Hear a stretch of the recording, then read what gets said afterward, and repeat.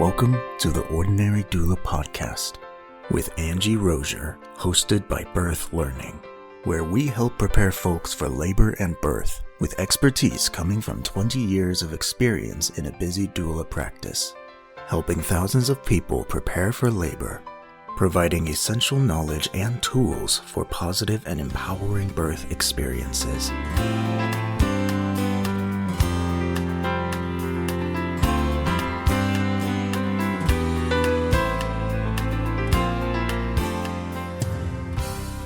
Hello and welcome to the Ordinary Doula Podcast. This is Angie Rozier. I'm your host and we are sponsored by Birth Learning. Go check us out at birthlearning.com. We've got all kinds of cool services there. In-person, remote, lactation, birth, childbirth education, breastfeeding education. We try to postpartum care. We try to offer the whole package, whether in person or consult calls, whatever we can do to serve you. We're happy to do that. So today I wanted to chat just a little bit about, I've been reflecting on the last many births I've been to in the last few months. And I don't know, I see things go in patterns throughout my career. Oftentimes things come in threes, which is weird, but I have been to so many awesome births lately. As I look back, every once in a while I'll have a year like this where they're just incredible births and a whole batch of them in a row. And this year has been, so I'm in 2024 right now, the last several months have been like that, just incredible births. So as I think back on these clients, these experiences, I'm just, it's cool. I'm so impressed by my clients and the things they've been able to do and the teams that they choose, their support people, the birth teams and hospitals that they choose. So what makes for a great birth? As I look back and say, there's been so many great births lately, like what does that mean?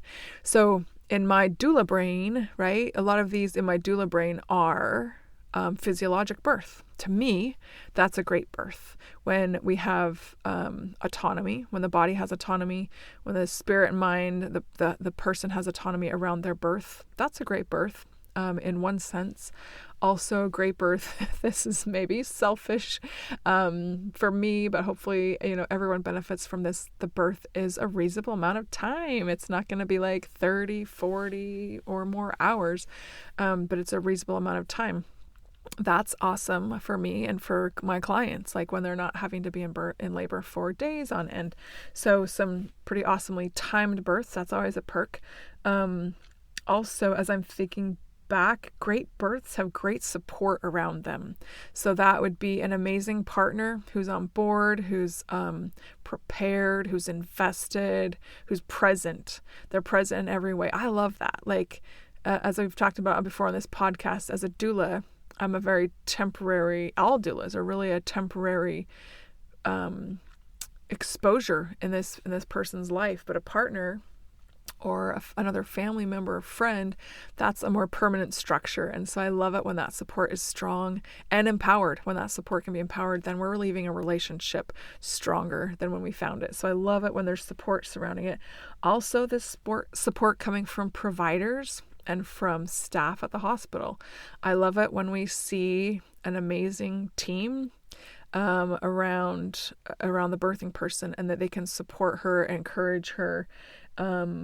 And this looks different at different places. Like when there's hospitals I go to all the time. I know what to expect. I kind of know what their culture is about birth and how they're going to be, kind of the flavor of their nurses, if you will. Other hospitals I might not go to as much. I'm like, okay, what are we going to get today? And honestly, great experiences at a variety of hospitals that I've been to lately. And providers who are patient, on time, patient on how they treat their patients, kind. I love that. And it's crazy that we're saying this, right? Like, of course, you would think they would be, should be, could be. Not always, though, is that the case. But I've loved seeing a lot of that lately. Also having goals met, right? When my client comes out of her birth experience saying, yep, I did what I set out to do. That's awesome. And she's glad. She's happy with it. She's proud of herself. To me, that's a really great birth. It's a success. It's a positive experience. Maybe the goals weren't met too. And that's okay. But I'm so happy when my clients get what they want and they're able to do everything they set out to do. When their desires are honored, to me, that's a great birth. Again, this comes from partners, from staff, and I hopefully as a doula, in a doula role, I'm helping facilitate some of that. Also, when people are respected, I'm huge on respect. And I love it when my clients are respected and their wishes and desires are respected by the staff. It's been a long time since I've seen a misbehavior, if you will, from hospital staff, from nurses, where they don't respect or they scoff at the choices or desires of a patient. And I think as I've seen over the last 20 years, that's a change I've seen where there's patients, they get a lot more respect. And I think we've seen a shift in the last 10, 20 years of autonomy in childbirth to many extents, right? Granted, everything with the body and the baby are going well. As I think back, another thing for me on a what I would call a really great birth is minimal interventions. Now that's just, a personal preference of mine, as I am a champion of physiologic birth. And I also do a ton of high-risk stuff, high-risk moms, high-risk babies. And so physiologic, isn't possible all the time for everyone, nor is minimal interventions. But I also love a birth with very minimal interventions. I've been to many births lately, kind of a little cluster here that's unusual of no IVs. And so the patient has, it's been part of their request, part of their desires is to not have an IV. And of course they have to be in a category of low risk, not getting an epidural. Really, they don't get an epidural. They don't have group B strep. They don't need an IV, medically need an IV for anything. And they've been in places with providers who allow for that. And that's a pretty huge piece of autonomy. I say that's pretty rare to get, but I've seen it many times. Also, lately I've seen people be able to eat and drink to an awesome extent during labor. And I've had a podcast episode about that, but I love it when we get food in labor. Also, clients who've been able to choose the positions that they deliver in, where they have autonomy around where they want their body to be. They can decide, do I want to be on my hands and knees? Do I want to push in the tub? Do I want to push on my side? A lot of great choice of positions lately. And it's patient directed. It's been a long time too, in this little batch of awesomeness, that I've seen someone count to 10 during pushing. I'm not a huge fan of that. I like that the person directs their pushing as their body directs them to. However, there's place for counted pushing in certain situations, for sure, when somebody needs some guidance or something to kind of ground them and hold on to. So a lot of really remarkable things, a lot of amazing births and impressive clients. Oh my gosh, I think back on this little batch of births over the last few months and just, such incredible people. First-time moms, second, third-time moms, all just having pretty incredible experiences. However, I think one of the biggest factors in what is an incredible birth is perception. Like, I am speaking of this from my perception, which is maybe not fair to my clients. Like, you had an amazing birth. Well, what if they didn't think they did? What if, yes, their goals were met. Yes, they did what they set out to do. Yes, they had minimal interventions. Yes, it was short. Whatever, all the great things we just talked about. But it wasn't positive to them, then it wasn't an amazing birth for them. My perspective is kind of dialed back, right? I can look at the whole, I can look at patterns, I can look at huge groups of data and thousands of births and say, wow, that was a good birth, but not if this person didn't think so. I will say, when births go fast, I think it's great. We don't have to be here for 3 days, but we put all the same amount of work and dilation and effacement and softening and pushing and descent and rotation. We just compress the time frame. So we take all that work, and it can be kind of intense, right? When we do all that work quickly, we can be a little chaotic sometimes. And while that might be awesome because it was short, it was intense. And some people don't like that when they arrive at the hospital. If maybe they don't even arrive to the hospital, maybe they have a baby elsewhere because it goes fast. But that can increase chaos sometimes. And some people love that. Like, that was amazing. Other people like, holy cow, that was a lot of going on. Like, so many people in the room. That baby was almost born in the elevator, whatever the case might be. People take that differently. So it's all in perception. I've also had some tough births over these last few months. One I'm thinking of in particular that was, I can pick out some real heartbreaks through my career, but one was in the last few months.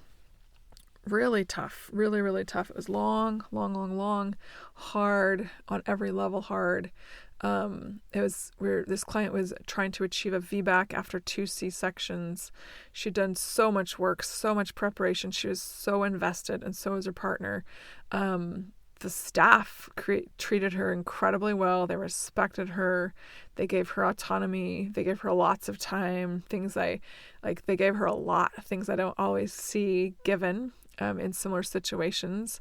And she had a repeat C-section. And it was hard. It was really hard.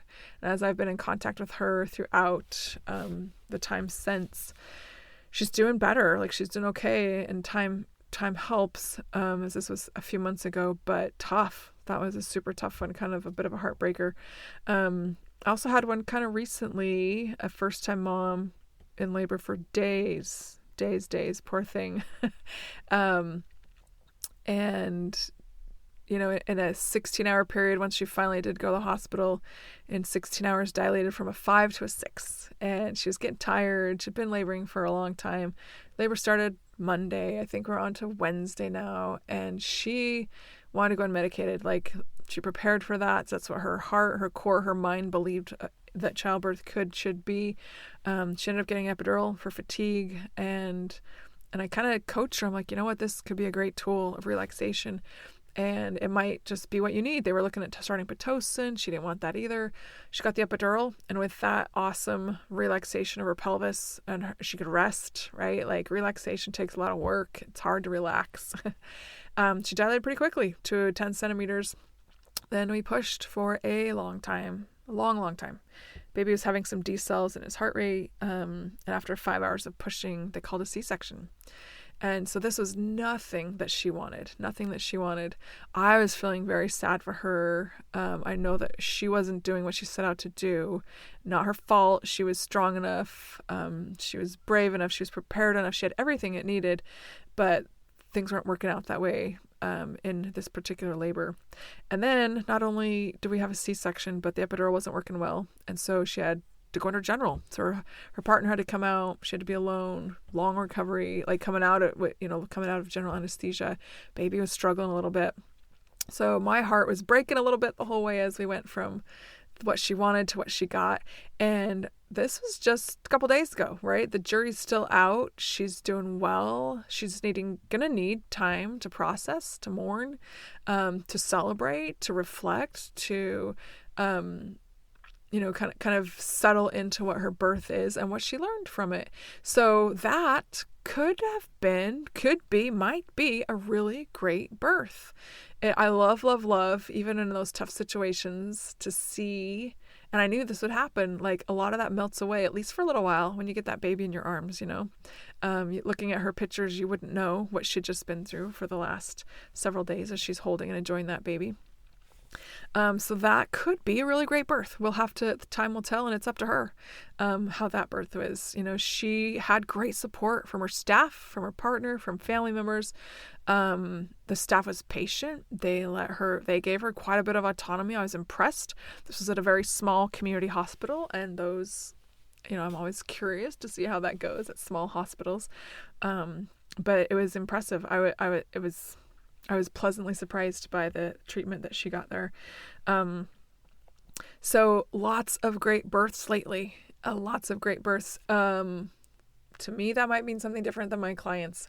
Let me tell you a couple of great ones in the last few months. I had a client a few months ago. She was a first-time mom. She's kind of young, maybe 24 or something. She wanted to go unmedicated. She did all the prep work. She, like, in her core, believed that she could, and that's how birth would be, and it was. She was so incredibly chill during labor. We were in a dark bathroom. She was handling it we're in transition by this point, breathing through it incredibly well. Not everyone does that, and that's so fine. Not everyone can or wants to do that, but she was pretty zen throughout all of this and didn't want anybody in the room. As far like she asked the nurses, the midwives, to please be in the room as minimal as possible. We had a great midwife who would check in on us and then leave. And this mom, it was the cutest thing. She's like, I think I can feel the baby's head. I feel something. She was in a tub. She got up out of the tub. It was just me, her partner, and my client. And she kind of leaned over and said, what is this? And she reached down and she touched. She's like, what's this right here? And this woman, she hadn't been checked for 2, 3, 4 hours. She was 8 centimeters at the last check. And that was her baby's head. Like there's hair on the head. It was right there. I'm like, yeah, that is your baby's head. Like you are complete and your baby has come down beautifully. Like you're gonna, pushing is right around the corner. You could push if you wanted to. We could tell your midwife. And she said, let's don't tell them. Let's just hang out like this. So we remained there in the room and everything was fine. Like I was, not being irresponsible. I was watching, looking for signs that we needed staff in there, but she continued to breathe through these contractions for another hour. The midwife came in to check again and checked in on her, said, maybe I should check you pretty soon. It's been a little while.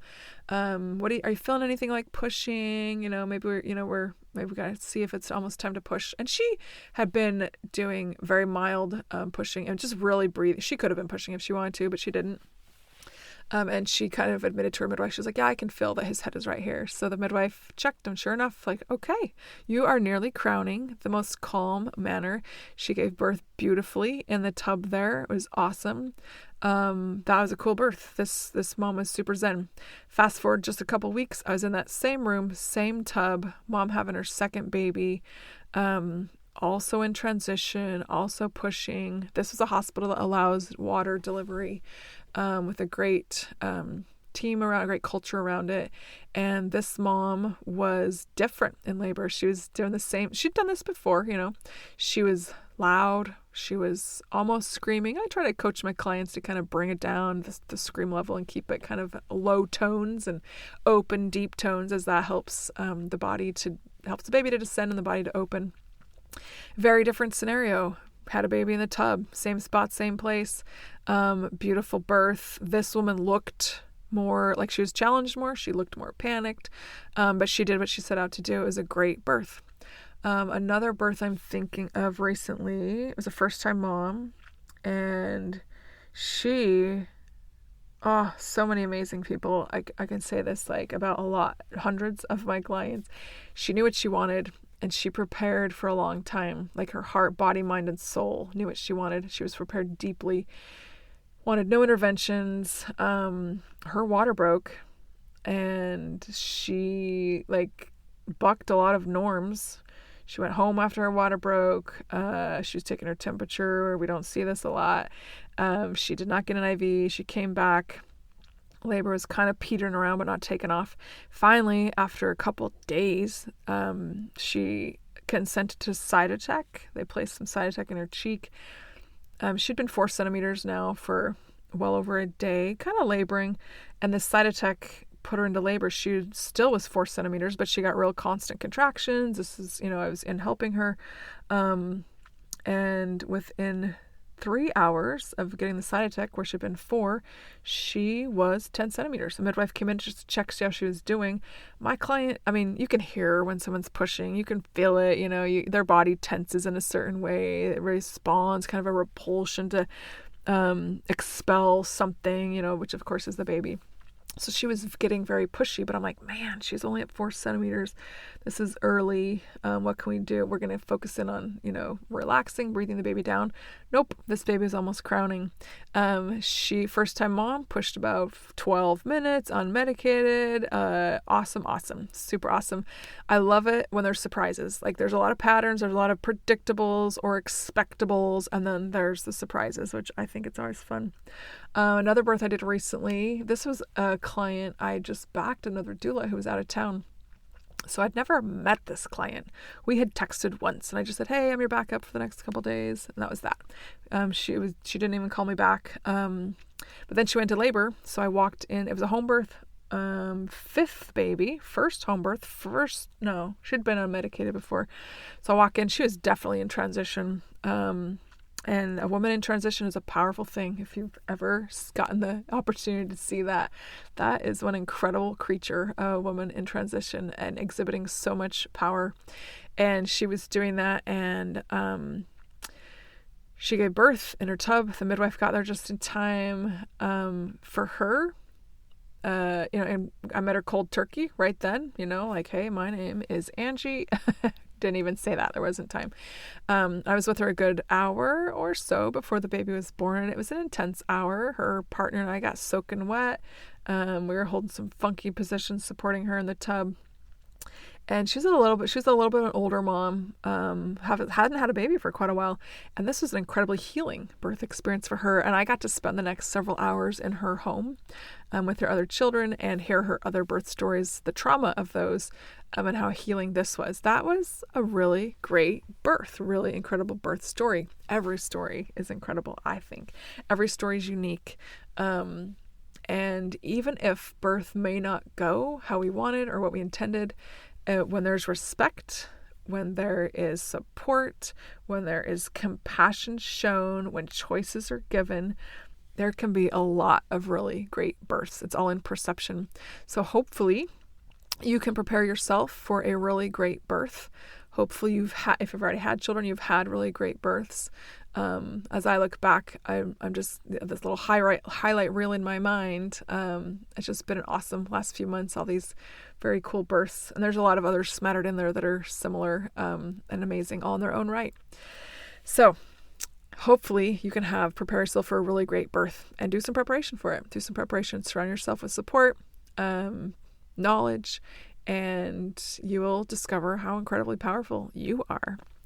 Thank you so much for being with us here today on the Ordinary Doula podcast. Again, my name is Angie Rozier. Our website is birthlearning.com.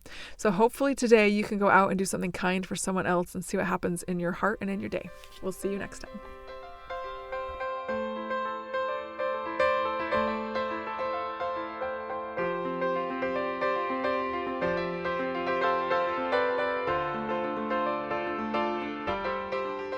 Thank you for listening to the Ordinary Doula podcast with Angie Rozier, hosted by Birth Learning. Episode credits will be in the show notes. Tune in next time as we continue to explore the many aspects of giving birth.